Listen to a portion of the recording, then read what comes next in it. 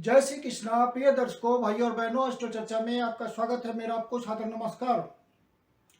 आज के वीडियो में जो वृश्चिक लग्न के व्यक्ति हैं उनका फरवरी माह कैसा गुजरेगा उस पर एक संक्षिप्त पर चर्चा करेंगे। जो नए दर्शक है वो कैसे पता करेंगे कि वो वृश्चिक लग्न के व्यक्ति हैं अर्थात स्कॉर्पियो असेंडेंट है, तो अपना बर्थ डिटेल्स किसी अच्छे एस्ट्रो के सॉफ्टवेयर में डाले।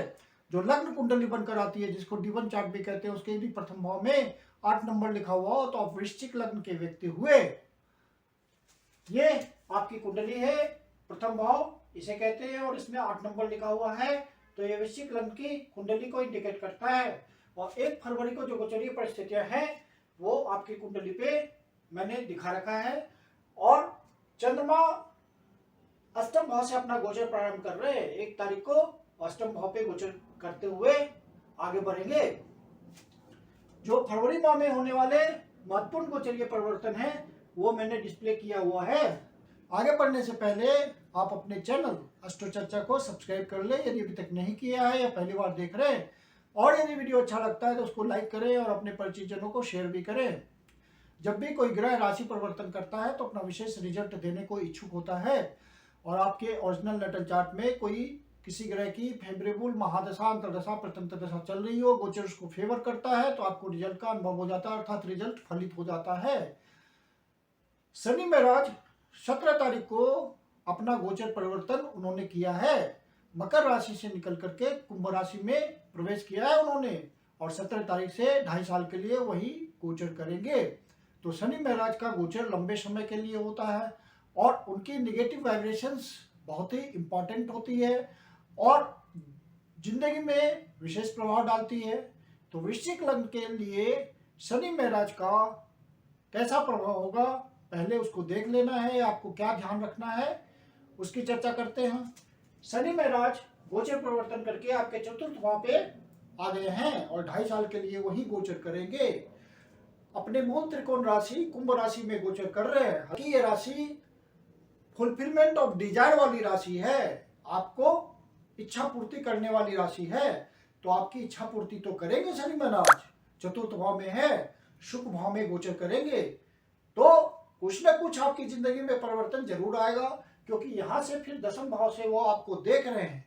तो शनि आपको कहेंगे कर्म करने के लिए, कर्म की दृष्टि है लग्न पे उनकी, तो आप कर्म में प्रवृत्त रहिएगा पूरी ईमानदारी के साथ, धैर्यपूर्वक, निष्ठा के साथ और बिना परिणाम की चिंता किए हुए, तो शनि महाराज का रिजल्ट अच्छा आएगा, अन्यथा आपको परेशानी होगी।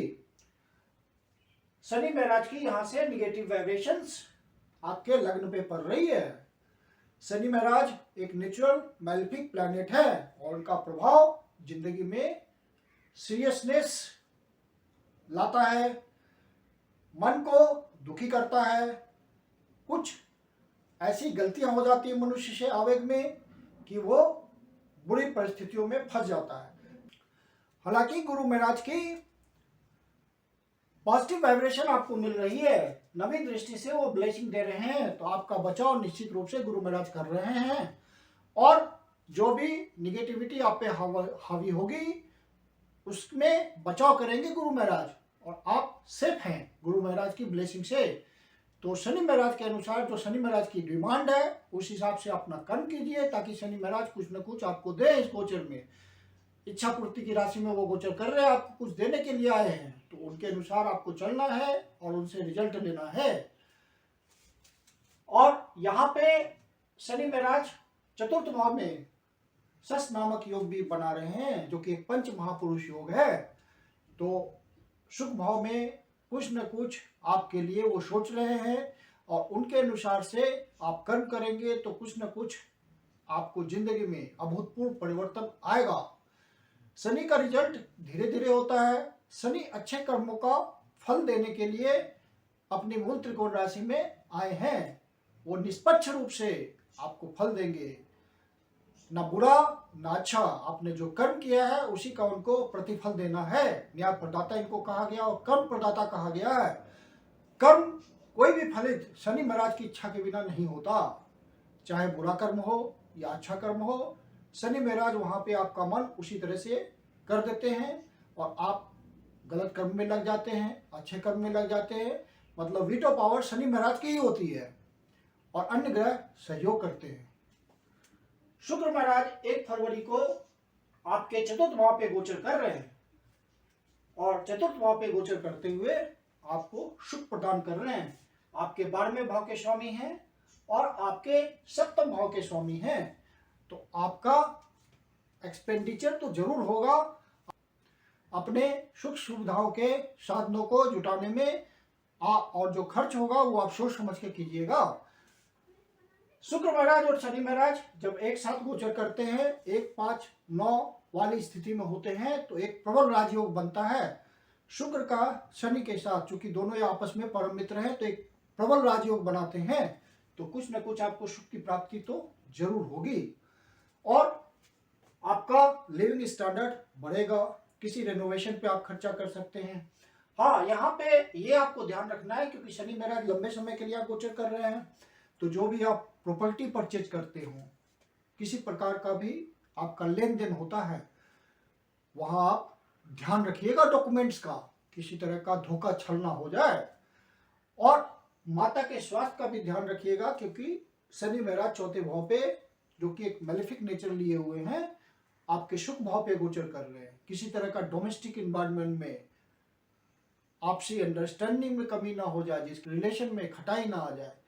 माता का स्वास्थ्य यदि बिगड़ रहा हो तो उनका ध्यान रखिएगा। मन को बिल्कुल संतुलित रखना है और हमेशा निष्काम भाव से सारी जिम्मेदारी निभानी है आपको। सूर्य महाराज 3य भाव पे गोचर कर रहे हैं और आपके कर्मेश हैं, तो जो भी आप कर्म कर रहे हैं उसमें प्रयास कर रहे हैं, वहां पे एफर्ट लगा रहे हैं, रिस्क टेकिंग ले रहे हैं।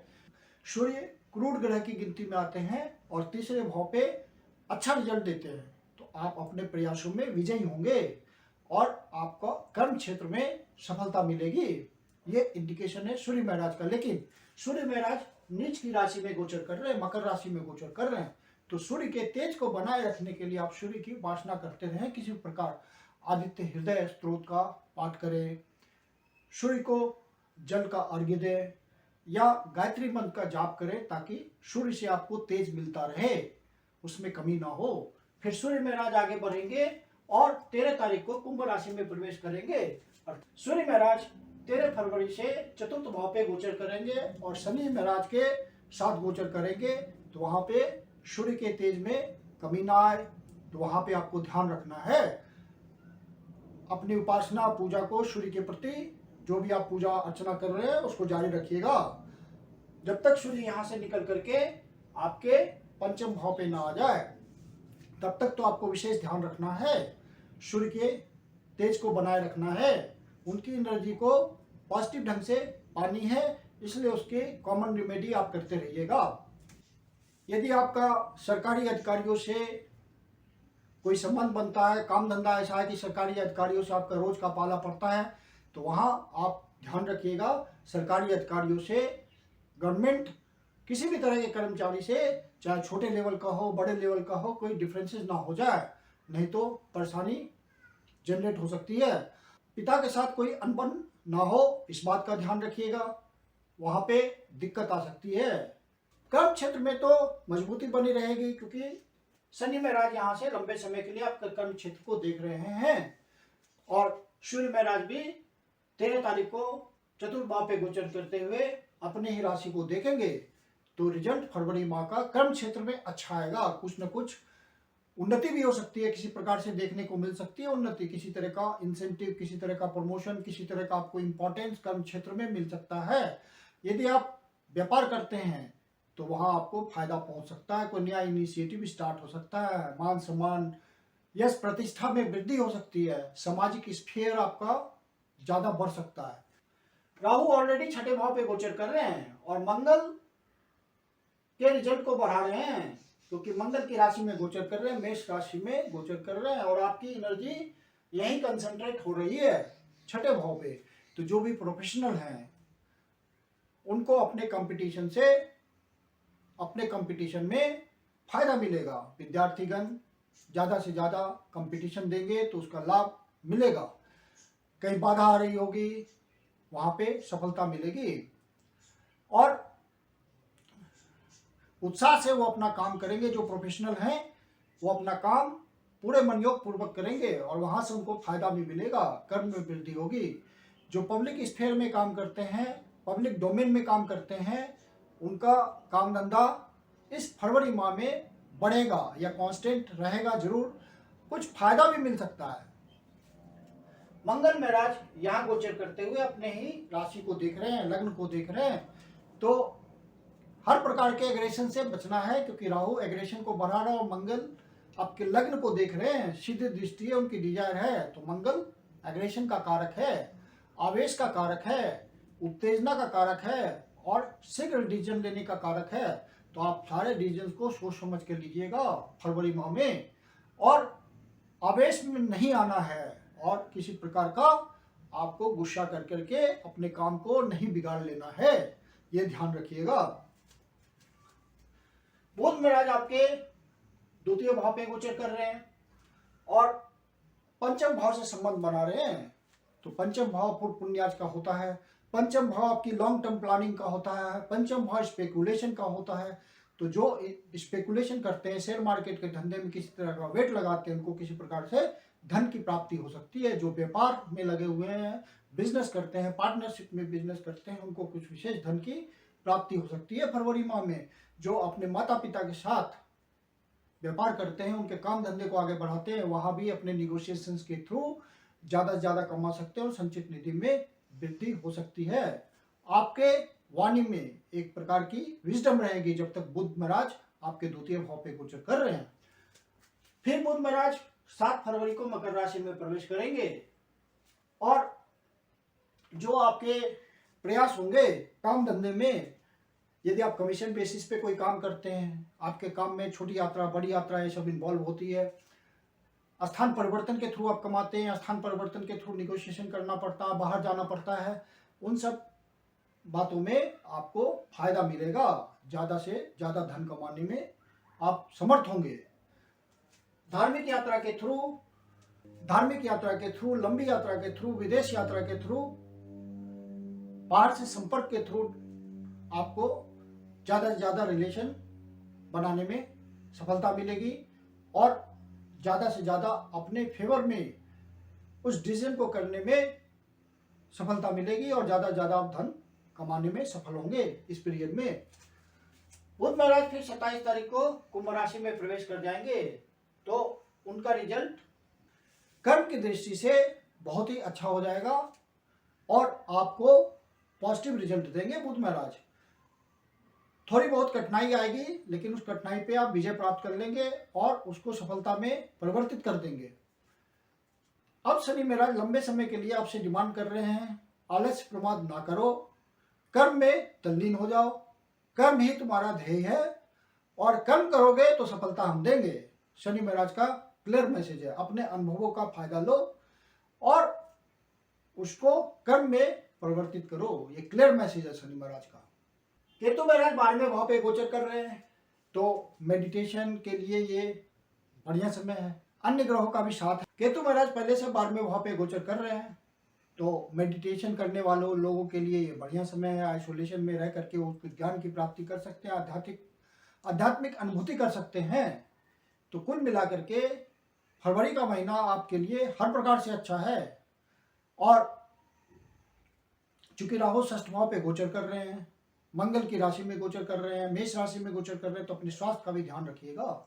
मेडिटेशन, मेडिकेशन, योगा, एक्सरसाइज, इन सब बातों के थ्रू अपने आप को फिट रखिएगा। अब इस माह में जो महत्वपूर्ण डेट्स है जिसका आपको ध्यान रखना है, 2 तारीख, 3 तारीख, 11 तारीख, 12 तारीख, 13 तारीख, 21 तारीख, 22 तारीख, 25 तारीख, 26 तारीख, ये जो ऊपर वर्णित तारीखें हैं ये किसी नए शुभ कार्य को प्रारंभ करने के लिए उतने शुभ नहीं है। यदि हो सके तो किसी नए शुभ कार्य के लिए इसको अवॉइड कीजिए इन डेट्स को। मैं कुंदन शर्मा आप लोग का हार्दिक स्वागत करता हूं। यदि आपके जीवन की कोई समस्या है जिसका समाधान आप हमसे चाहते हैं तो पर्सनल कंसल्टेशन ले सकते हैं। मेरी अपनी कंसल्टेशन शुल्क होती है। वीडियो के अंत में मेरा व्हाट्सएप नंबर दिया हुआ है, डिस्क्रिप्शन बॉक्स में भी व्हाट्सएप नंबर मेंशन है, आप कंसल्टेशन के लिए बुकिंग कर सकते हैं। धन्यवाद।